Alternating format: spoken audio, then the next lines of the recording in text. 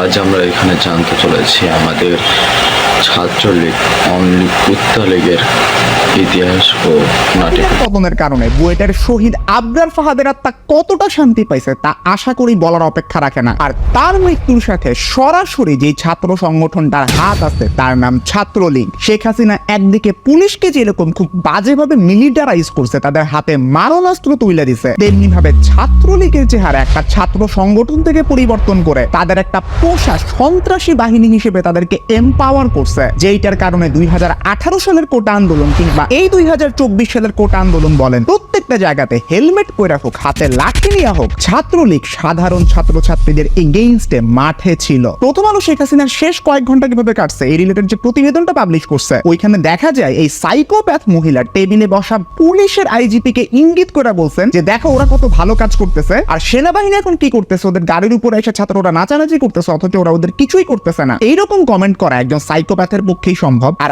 ওই টেবিলে ছাত্রলীগের প্রধানও যদি উপস্থিত থাকতো, শেখ হাসিনা তাকেও ঠিক সেম বাহবাটাই দিত। সেনাবাহিনী কেন ছাত্রলীগের পুলিশের কাছ থেকে শিখা সাধারণ মানুষদেরকে মারতে পারতেছে না? সবাই দেখতেছেন বুয়েটের ছাত্রলীগ এমপ্যাথাইজার ইমতিয়াজ রাব্বি থেকে শুরু করে বাকি অনেক ইউনিভার্সিটির মধ্যে ছাত্রলীগ খুব দৌড়ের উপরে আছে। আর গত 15 বছরে ওরা যা যা কিছু করছে, যেভাবে বাংলাদেশের প্রত্যেকটা বিশ্ববিদ্যালয়ের শিক্ষক শিক্ষার্থীদেরকে আতঙ্কের উপরে রাখছে, যার সরাসরি শিকার আমি নিজেও, এমন পরিণতি ওদের প্রাপ্য ছিল। তবে এর থেকে আপনাদের মনে প্রশ্ন আসতে পারে, ছাত্রলীগকে কিভাবে এত বড় একটা দানব বানানো হইল? 90 পরবর্তী সময়ে ছাত্রলীগের নেতৃত্বে থাকা অনেক নেতাদেরকেই পরবর্তীতে কেন মূল ধারার রাজনীতিতে আমরা খুঁজে পাই না? ছাত্র রাজনীতির উদ্দেশ্য কি? একটা ছাত্র নেতা তৈরি হবে, সে পরবর্তীতে বড় একজন নেতা হবে। এই উদ্দেশ্য বাদ দিয়ে তারা কিভাবে গভর্নমেন্টের একটা প্যারামিলিশিয়া বাহিনীতে পরিণত হইল? বিদায় স্বৈরাচার সিরিজের আজকের এই পর্বে আমরা এই প্রত্যেকটা প্রশ্নের উত্তর খোঁজার চেষ্টা করব। তো চলুন শুরু করা যাক।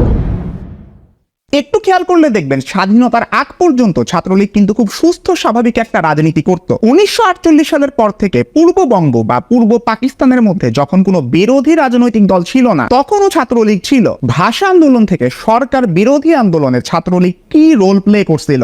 60-এর দশকে আইয়ুব বিরোধী আন্দোলনে ছাত্রলীগের নানা সংগঠন ছিল, তবে মূল ছিল ছাত্রলীগ। 69-এর গণ অভ্যুত্থান, 70-এর নির্বাচন, এইসবে ছাত্রলীগ খুবই অ্যাক্টিভ ছিল। এমনকি 2রা মার্চ ঢাকা বিশ্ববিদ্যালয়ে প্রথম স্বাধীনতার পতাকা উড়াইছিল ছাত্রলীগ। ওদের নেতাকর্মীরা কিন্তু বেশ আগে থেকে মুক্তিযুদ্ধের প্রস্তুতি নেওয়া শুরু করছিল এবং পরবর্তীতে মুজিব বাহিনীতে তারা মুক্তিযুদ্ধে অংশ নেয়। স্বাধীনতা সংগ্রামে এত অ্যাক্টিভলি কাজ করা একটা ছাত্র সংগঠন কিভাবে এখন বিগড়াই গেল? এর উত্তরে সেই পুরাতন প্রবাদটা পাওয়া যায়, যে যায় লঙ্কায় সেই হয় রাবণ। সোজা কথায় বললে ক্ষমতায় আসলে মানুষের খারাপ দিকগুলো ফুটে ওঠে। এক সময়কার স্বতন্ত্র একটা ছাত্র সংগঠন ধীরে ধীরে আওয়ামী লীগ সরকারের একটা অঙ্গ সংগঠনের রূপ নেয়। প্রতি বছর কাউন্সিল করা, লিডারশিপে পরিবর্তন আনা, এই সুন্দর জিনিসগুলো হারায় যায়। স্বৈরাচারে আইয়ুব খান কিন্তু প্রেসিডেন্ট থাকার সময় সেম পলিসি নিছিল। সিচুয়েশন যে নরমাল আছে এইটা বুঝাইতে তার একটা ছাত্র সংগঠন ছিল যার নাম এনএসএফ বা ন্যাশনাল স্টুডেন্টস ফ্রন্ট। তখন এই এনএসএফ ছাত্রলীগ সহ আরো বিরোধী যেসব ছাত্র সংগঠনগুলো ছিল ওদেরকে দমনের কাজ করত।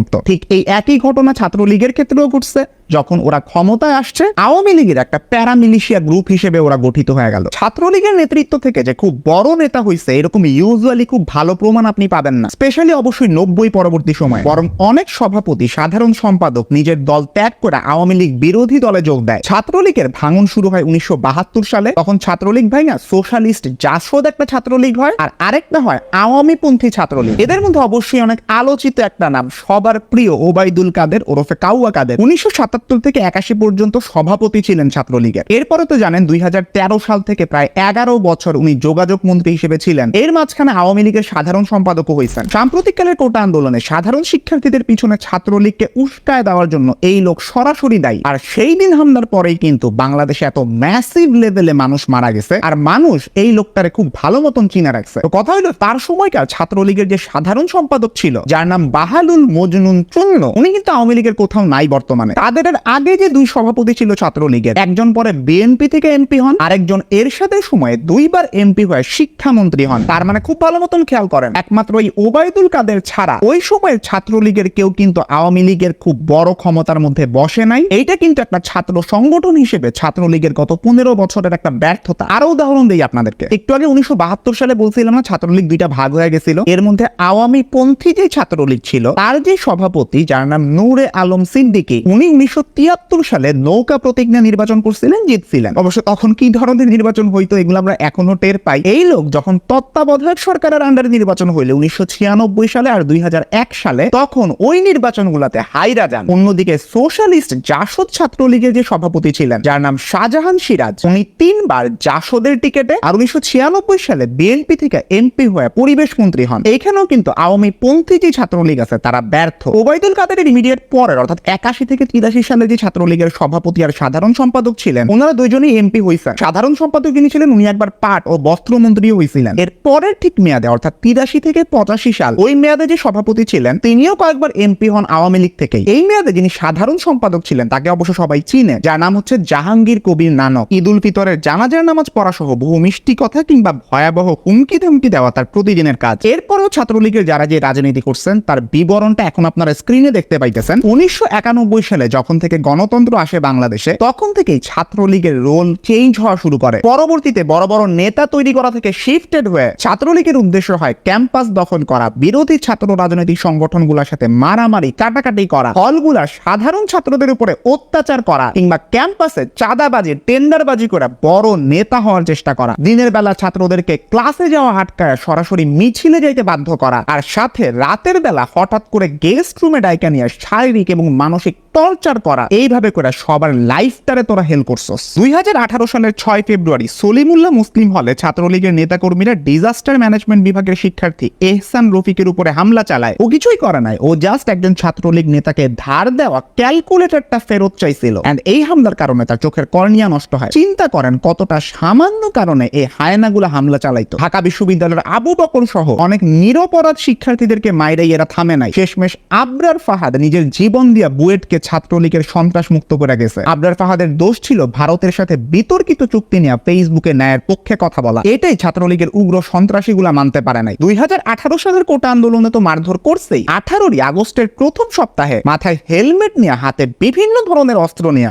নিরাপদ সড়ক আন্দোলনে নর্মাল স্কুল কলেজের ছোট ছোট বাচ্চা শিক্ষার্থীদের উপরে ওরা হামলা চালাইতে দ্বিধাবোধ করে নাই। আপনাদের কি বিশ্বজিৎ দাসের কথা মনে আছে? ও ঢাকায় দর্জির কাজ করত। 2012 সালের ডিসেম্বরে 18 দলের অবরোধের সময় টিভি ক্যামেরার সামনেই এই নিরীহ ছেলেটাকে কুপায় মারে ছাত্রলীগ। মারার সময় এই হিন্দু ছেলেকে ওরা শিবির ট্যাগ দেয়। মানুষ মারার কথা যদি এরকম হিস্ট্রি বলতে থাকে, ভিডিও টাইম লিমিট অনেক আগে পার করে ফেলবে। বরং এইখান থেকে আমি আপনাদেরকে ছাত্রলীগের আরেকটা অপরাধের ব্যাপারে ব্যাখ্যা করি। 1998 সালের আগস্ট মাসের শুরুতে জাবিতে পার্টি দেয় ছাত্রলীগ। ওরা মিষ্টি বিতরণ করে, কেক কাটে, ককটেল ফাটায় উদযাপন করা শুরু করে। আর এত আনন্দ উৎসবের উপলক্ষটা কি ছিল জানেন? এইটা ছিল তাদের নেতা জসিমউদ্দিন মানিকের সেঞ্চুরি উদযাপন। এটা কোনো ক্রিকেট খেলার সেঞ্চুরি না, এটা হচ্ছে তার রেপ বা ধর্ষণ করার সেঞ্চুরি। আপনারা ভুল শুনেন নাই, ওই সময়ও বর্তমান আওয়ামী শাসনের মতন পরিস্থিতি বিরাজ করত। প্রতিবাদ করার সাহসটুকু হয় নাই কারো। আনু মোহাম্মদ স্যার কিংবা রেহনুমা খানম ম্যাডামের মতন কয়েকজন শিক্ষক শিক্ষিকা এটার প্রতিবাদ করলেও এগুলো পত্রিকাতে তত একটা আসে নাই। পরে মানব জমিন যখন এটা নিয়ে রিপোর্ট করা শুরু করে, অনেক ছাত্রী মুখ খুলতে শুরু করে। রিপোর্টে অন্তত 20টা ধর্ষণ আর 300টা সেক্সুয়াল অ্যাবিউজের অভিযোগ পাওয়া যায়। জানা যায় যে মানিক রীতিমতো ফুল দিয়ে বাসর সাজিয়ে মেয়েদেরকে রেপ করত। আর এই ধর্ষকের রক্ষাকর্তাও কিন্তু শেখ হাসিনা, যাকে উনি সেফ এক্সিট দিয়া ইতালিতে পাঠায় দেন। দ্বিতীয় আর একটা ঘটনা, 2020 সালের 25 সেপ্টেম্বর বিকালে স্বামীকে নিয়ে শাহপরান মাজারে বেড়াইতে গেছিলেন একজন তরুণী, বয়স ছিল 25। ফেরার সময় ওনারা গাড়িটা পাশে থামাইছিলেন শহরের টিলাগড় এলাকার এমসি কলেজের মেইন গেটের সামনে। বউকে প্রাইভেট কারে রাখা স্বামী পাশের দোকানে গেছিলেন। আর ওই সময় প্রাইভেট কারটাকে কয়েকজন তরুণ ঘিরা ফেলে। প্রাইভেট কার সহ এই দম্পতিকে তারা নিয়ে যায় এমসি কলেজের ছাত্রাবাসের ভিতরে। সেখানে স্বামীর সামনেই ওই তরুণীকে ধর্ষণ করে 6 জন। তারপর তাদের মারধর করে টাকা পয়সা ছিনায় নেয়, আটকায় রাখে তাদের গাড়িও। এই ঘটনায় 8 ছাত্রলীগ নেতাকর্মীর বিরুদ্ধে 3 বছর আগে আদালতে চার্জশিট দেওয়া হয়। এরা সবাই এমসি কলেজের সাবেক ছাত্র এবং ছাত্রলীগের মেম্বার ছিল। খুন আর বলাৎকার এই দুইটা ব্যাপার নিয়ে কেন এত বেশি হাইলাইট করলাম? কারণ এই দুইটা জিনিস সবচেয়ে বড় আর ঘৃণ্য অপরাধ। যারা এই দুইটা জিনিস এত বেশি পরিমাণে করতে পারে তারা চাইলে সবই করতে পারে। ক্যাম্পাসে চাঁদাবাজি, টেন্ডারবাজি, হুমকি, নির্যাতন, সন্ত্রাস, টাকা খায় ছাত্র ভর্তি করানো, পরবর্তীতে সেই চাঁদার টাকার ভাগ নেওয়া, এমন কোনো অপকর্ম হয়তো নাই যেটা ছাত্রলীগ করে না। সবাই এখন ক্যাম্পাসে এটা নিয়েই মজা নিতেছে। স্পেশালি বুয়েটের ভিতরের কথাই যদি আমি বলি, মাত্রই কিছুদিন আগেই ছাত্রলীগকে ক্যাম্পাসের ভিতরে ঢোকানোর জন্য কত তোড়জোড়, বুয়েটের ছাত্রদেরকে কি পরিমাণ আন্দোলন করতে হয়েছে। আমি ছাত্র রাজনীতির নিষিদ্ধের পক্ষে পোস্ট দেওয়ায় অনেক হুমকি আসছে। এখন ক্যাম্পাসে ছাত্রলীগের মানুষগুলোর অবস্থা কি হয়, ওদের চেহারাটা দেখার সবারই খুব বড় ধরনের ইচ্ছা আছে। আমি এটা খুব ভালো মতন জানি। তিলে তিলে গড়া তাদের এই মিলিশিয়া একদম ধুলায় মিশে গেছে। আর এতে করে আবু বকর, আবরার ফাহাদের মতন শত শত নিহতের আত্মা শান্তি পাবে, এহসান রফিকের মতন হাজার হাজার নির্যাতিতরা এখন মুক্তভাবে চলতে পারবে। ছাত্র আন্দোলন করতে গেলে যে একটা ছাত্র রাজনৈতিক দলের আন্ডারেই সব সময় করতে হবে, ব্যাপারটা এইবার 2024-এর আন্দোলন একেবারেই ভুল প্রমাণিত হয়েছে। আর এর থেকে প্রত্যেকটা ক্যাম্পাসে ছাত্রলীগ বলি, ছাত্র দল বলি, ছাত্র শিবির বলি, যে কোনো ধরনের ছাত্র রাজনৈতিক দলকে নিষিদ্ধ করার জন্য দাবি উঠছে। বুয়েটে তো এটা অলরেডি নিষিদ্ধ, এই রোল মডেলটা মাইনা প্রত্যেকটা ক্যাম্পাসে কিন্তু এটা নিষিদ্ধ করা যায়। যেমনটা আমি যতদূর জানি খুলনা ইউনিভার্সিটিতেও নিষিদ্ধ। খুলনা ইউনিভার্সিটির ভিসি কিন্তু এইবার তার ক্যাম্পাসের ভিতরে তার অনুমতি ব্যতীত পুলিশকে ঢুকতে দেয়